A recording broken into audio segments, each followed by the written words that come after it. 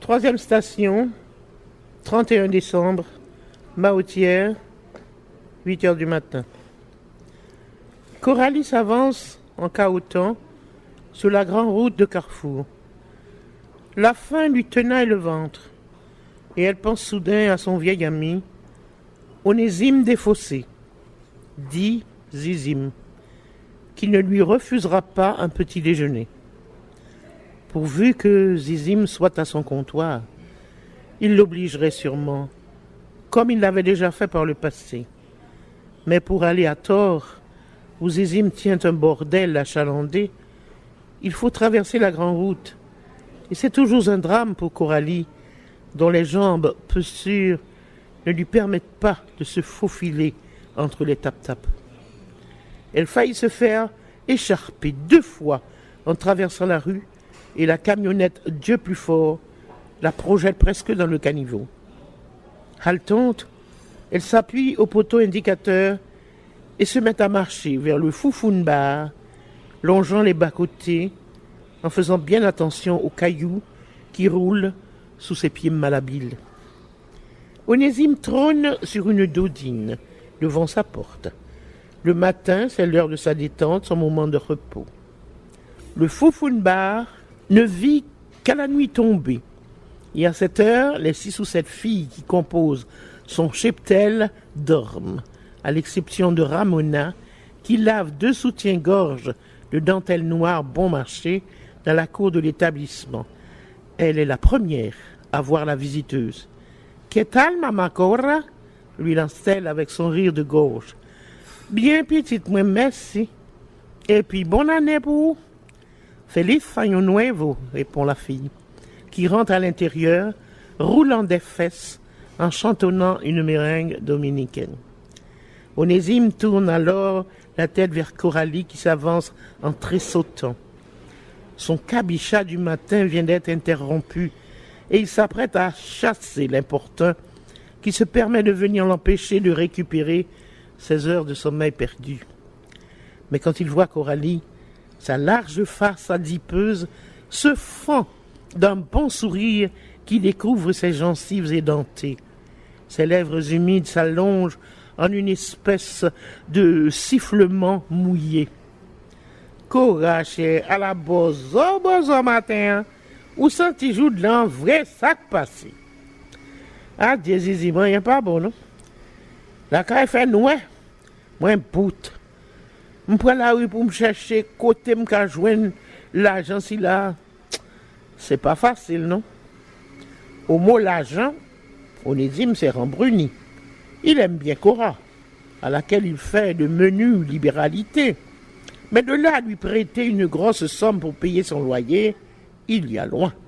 Il sait la pauvresse insolvable, et Onésime ne fait jamais de mauvaises affaires. Après un silence, il dit d'une voix traînade: « Ah, c'est même ça, rien pas bon, non, vrai? Bagay la dure pile.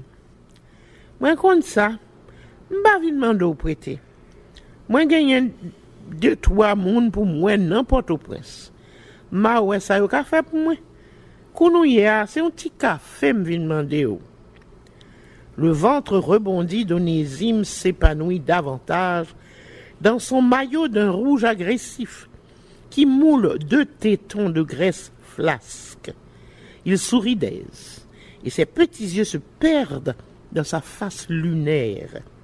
Sa peau jaune et tendue paraît s'éclaircir encore.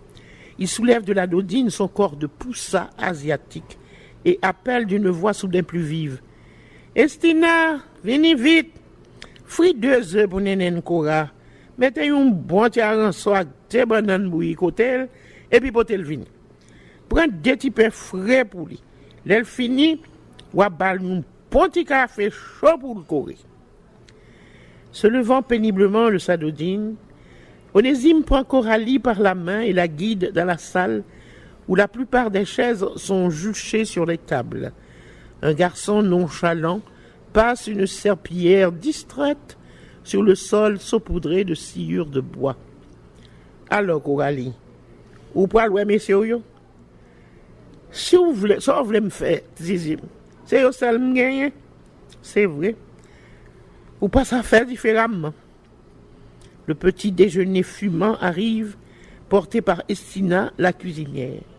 Coralie salive déjà. Elle se domine, rompt posément le pain et se met à manger ses œufs avec une lenteur élégante qui fait secouer la panse de batracienne d'Onésime qui ricane. À la femme qu'on mange bordé, ou avez raison de dire, l'autre t'es petit ou t'es gros monde. La réflexion du tenancier coupe presque l'appétit à la pauvre Cora qui s'en veut d'avoir, dans sa misère, conservé les manières si distinguées.